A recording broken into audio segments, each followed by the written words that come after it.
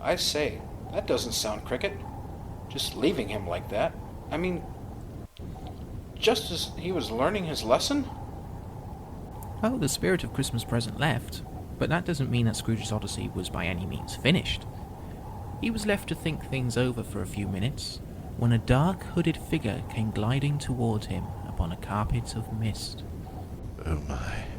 This creature was very different from the other two. What Scrooge could see, its hands, the tip of its nose, and the end of its tail, was skeletal. Bony plates along its back lifted the robe in a menacing arc. It looked like the remains of a dragon, but far more terrible. Oh, spirit, I fear you more than any other. Are you the spirit whose coming was foretold?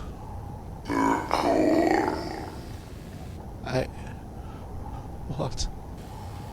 I am the core, spirit of Christmas yet to come. I confess I am sore afraid, but I know that what you have planned is for my own benefit, and so I am prepared to follow you and to learn. Lead on, spirit.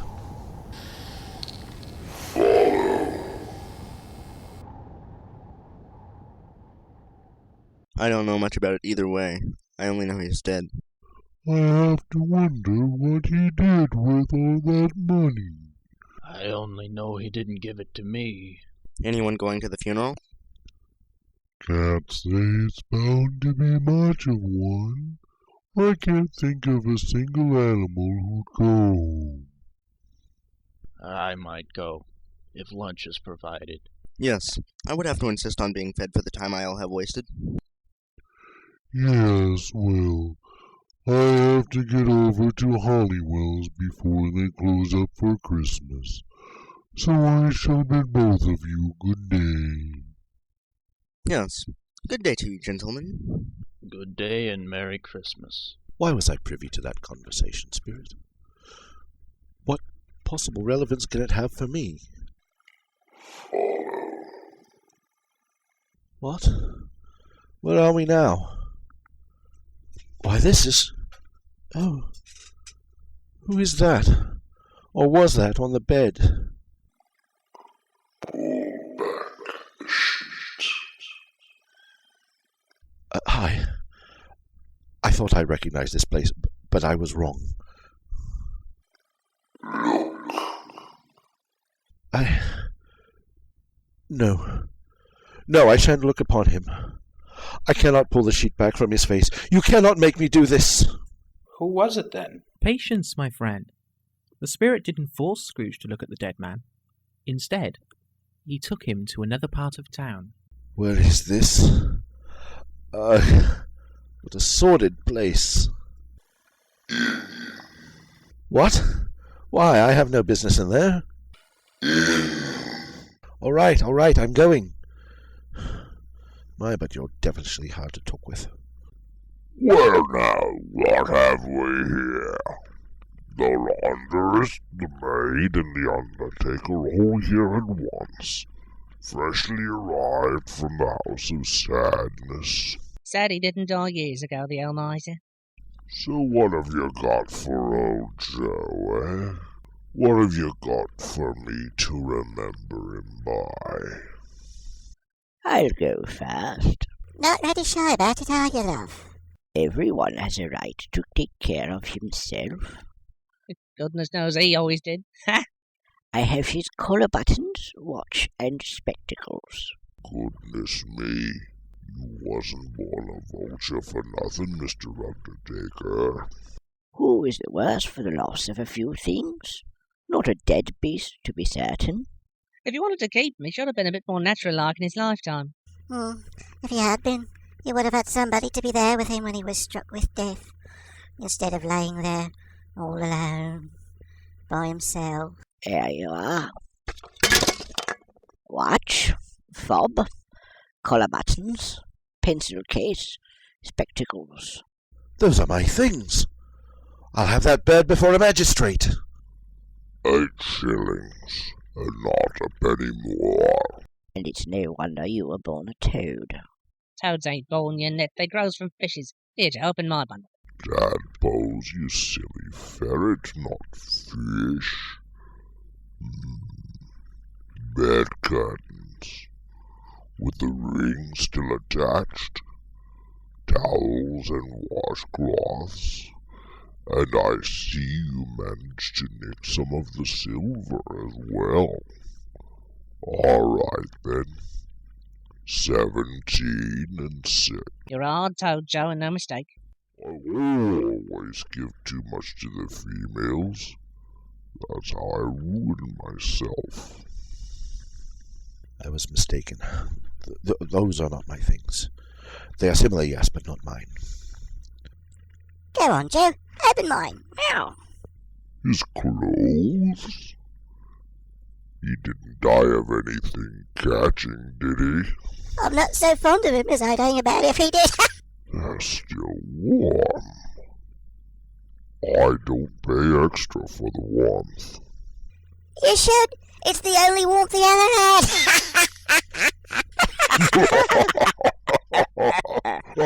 There must be someone who feels some remorse at this man's death.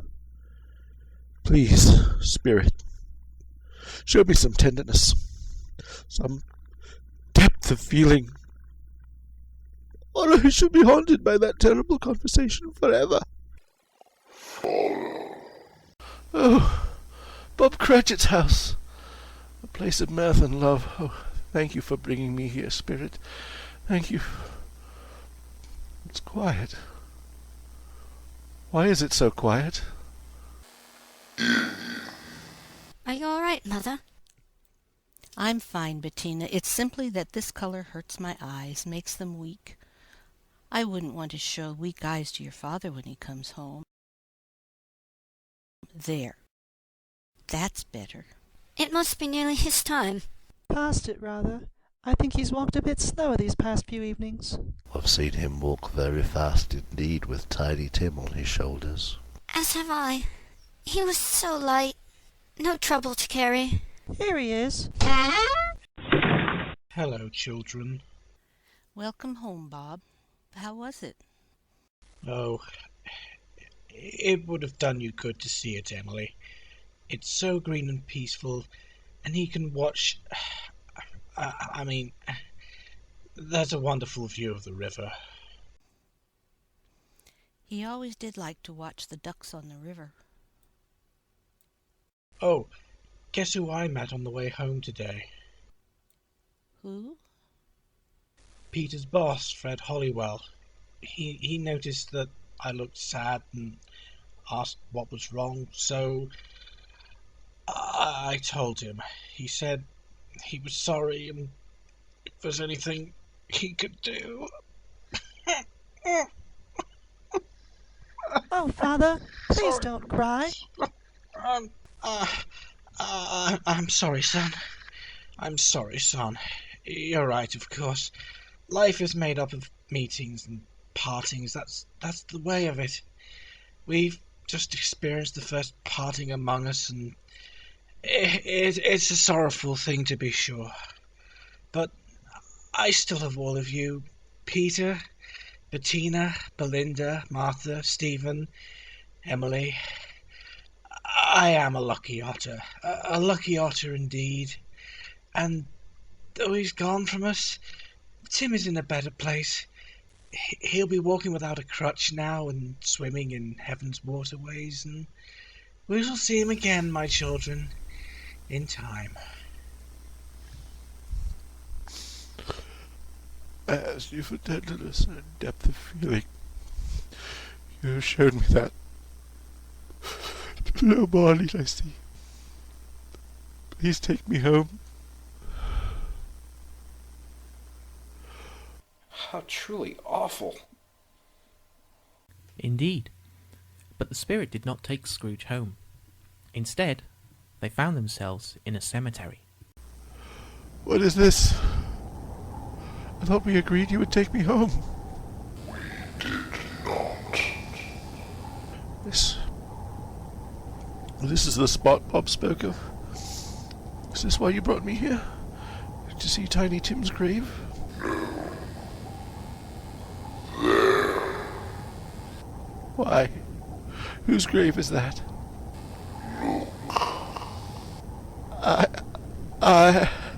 Before I do, answer me one question.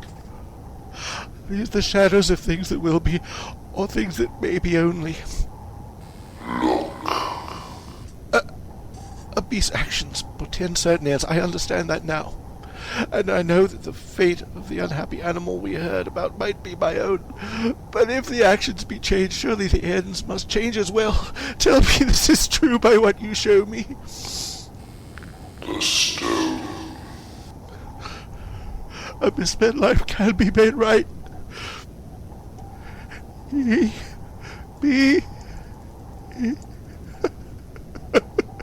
Ebeneezer Scrooge. Oh, Spirit, hear me. I'm not the dog I was. I will honor Christmas in my heart and keep it always. I will live in the past, the present, and the future. The spirits of all three will strive within me. Only tell me that I may sponge away the writing on this stone. Why show me this if I am past all hope? And in that moment, it was as if the ground had opened up to swallow Scrooge. The next thing he knew, he was in a cold, dark, empty chamber. Where am I? It's so cold. It's freezing. I smell someone. Who's there? Welcome home, Ebeneezer. Jacob, you wonderful old ghost of a badger. Am I truly home? Not as you might have expected. I can see a little better now. Are those bars? Where am I, Jacob? Welcome to eternity, Scrooge. You lucked out, it seems. Most of the cells were ridiculously hot. Yours is as cold as your heart was. But then, you have plenty of garments to keep you warm. Garments? What garments? Don't you remember what I told you about your chains? What? No! Get them off! Get them off! They're crushing me, Jacob! I can't breathe! I told you not to waste your chance, Scrooge. I warned you, but you didn't change. You were cruel to Bob Cratchit. You let Tiny Tim die. You did not listen to the lamb, Scrooge. No! I'll change! I swear I'll change! I'll listen to the lamb!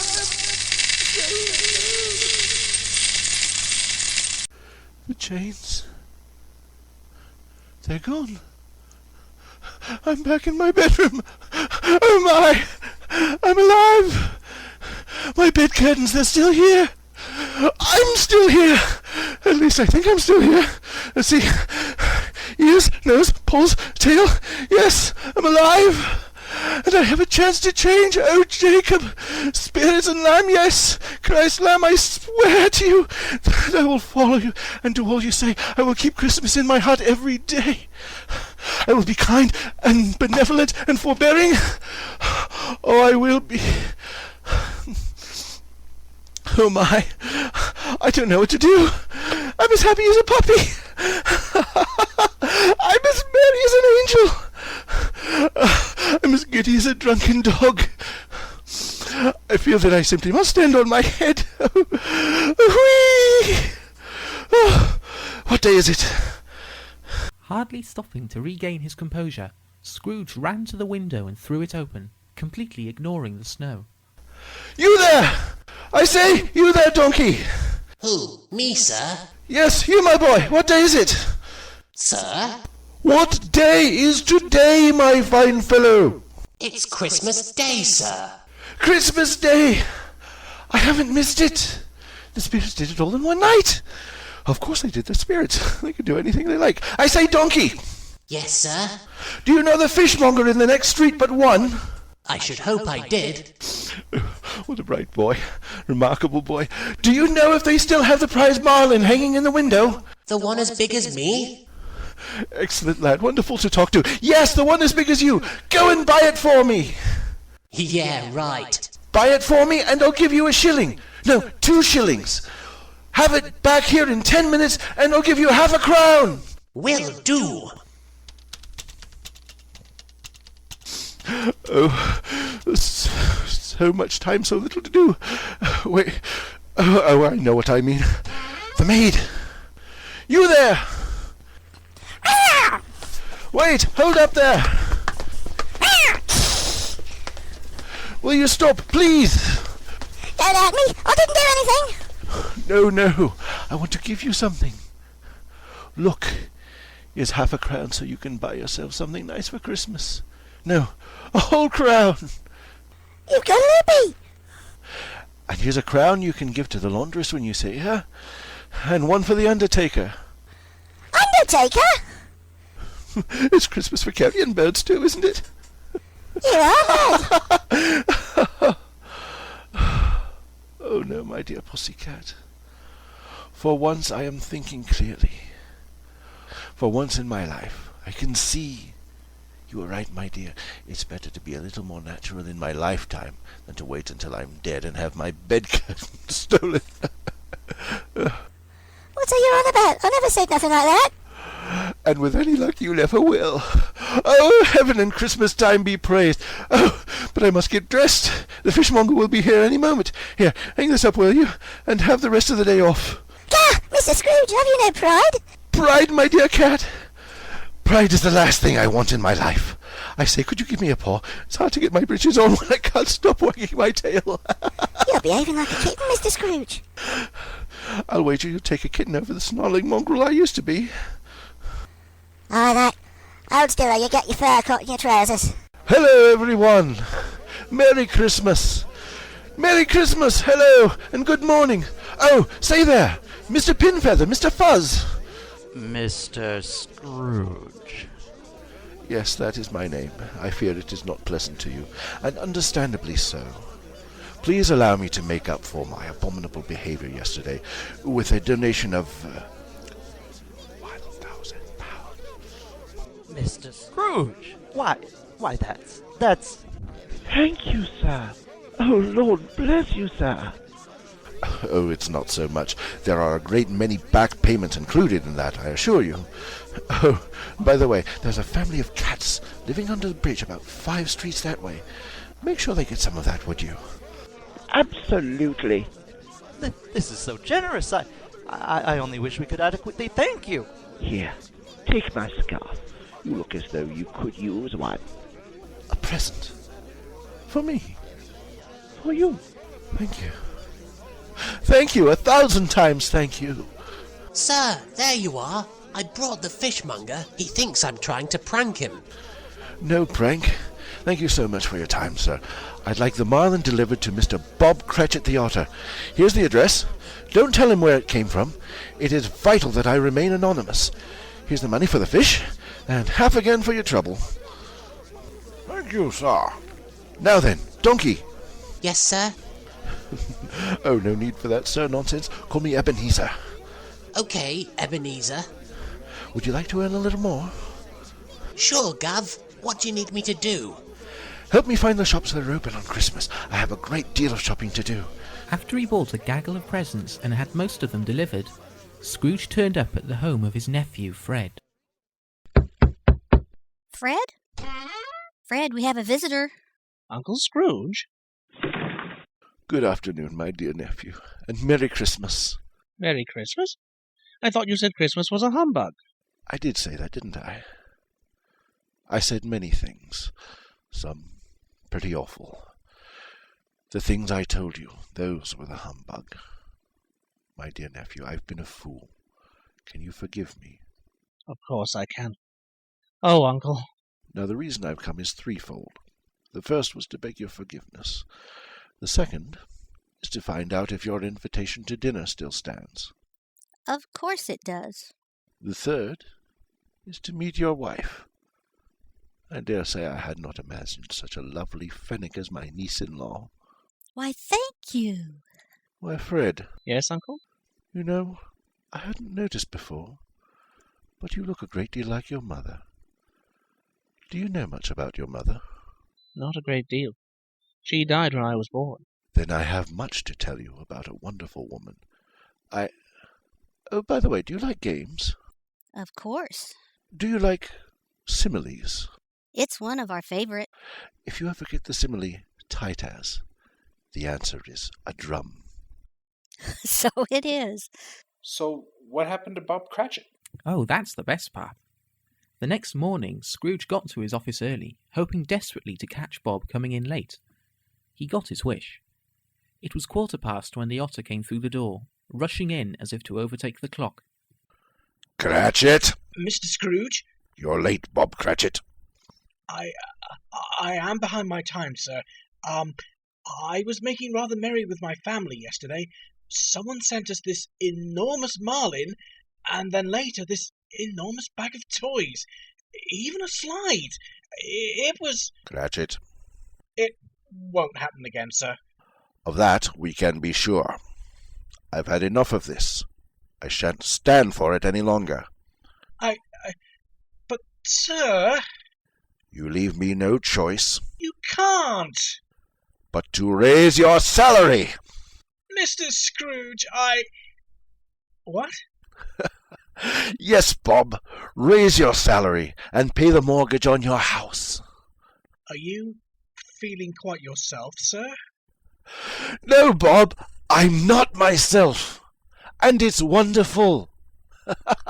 I'm not myself at all, not the greedy, wrenching, grasping, scraping, clutching, covetous old sinner I used to be. I've had an incredible experience, Bob, one that is scarcely to be believed. And I finally see how awfully I've been treating you, Bob. Will you allow me to make it up to you and your family? Of course. Oh, Mr. Scrooge. Ebeneezer! Call me Ebeneezer! We're going to do things right from now on, and you'll be sending your Tim off to get the finest medical treatment money can buy. He will get better, Bob, I swear it. Oh, thank you, sir. Now, put another shovel of coal on the fire, Bob, and do it before you dot another I. Yes, sir. No, wait. Use these. Foreclosure notices? It's Christmas time, Bob. We can't foreclose on anyone at Christmas time, now can we? And make sure you start with Mr. Chippett's birdhouse. He needs that birdhouse, you know. His wife's lungs aren't right. Yes, sir. Oh, my. I don't deserve to be so happy. But I can't help it. Scrooge was as good as his word, and better. He kept Christmas in his heart all the year, and was the kindest, most wonderful dog the old city ever knew. And what of Tiny Tim? To Tiny Tim, who did not die, Scrooge became a second father. In fact, Tiny Tim isn't quite so tiny anymore. He lives in a burrow outside London, and is entertaining visitors tonight. You mean you? And here comes my second visitor of the night. Uncle Scrooge! Timothy, my dear lad, Merry Christmas. Merry Christmas, Uncle. I've just been telling my friend here your story. Most incredible story, to be sure. And all of it true. You don't talk to spirits anymore, do you? Heavens no. I've lived on the total abstinence principle since that day. We seem to have run out of cider. I'll go prepare some more before the others arrive. Oh, I see my good friend the widow is about to arrive. Would you show her in and make her comfortable, Uncle? Of course, my lad. Ebeneezer! Why? Tempus? Is that you, Spirit? Oh, you remember. How can I forget you? Croya and Merkar are here with me. We bring you a gift, which will arrive upon our departure. Will you receive it? Well, yes, of course I will. We must go now. There is much work for us to do. An African dictator has outlawed Christmas in his country. Best of luck with that. And a Merry Christmas. Goodbye. Ebeneezer? Hello. I say. Belle, is that you? You're Tim's widow friend? I had heard some stories about your change of heart. Are they true? Most of them. There is one bit that hasn't changed. Oh? There's a certain young female I've always loved. That never really changed. Perhaps you know her. We met at Fuzzy-Wig's Christmas party one year. Yes, all ends happily. And so, as a certain tiny otter once observed, God bless us, every one.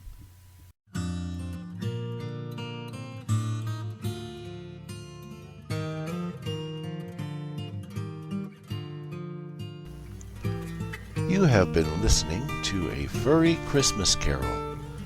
This has been a production of the Riverside Players and has starred Benny Brownpaws, John Krupp, Wanderer Wolf, Ashen Fox, Caninus O'Farrell, Ayla Douve, Felice Fulmer, Whale Trainer, Phyllis Ferry, Martin Billany, Wolf 4JC, and Orrin Otter. The story was based on A Christmas Carol by Charles Dickens.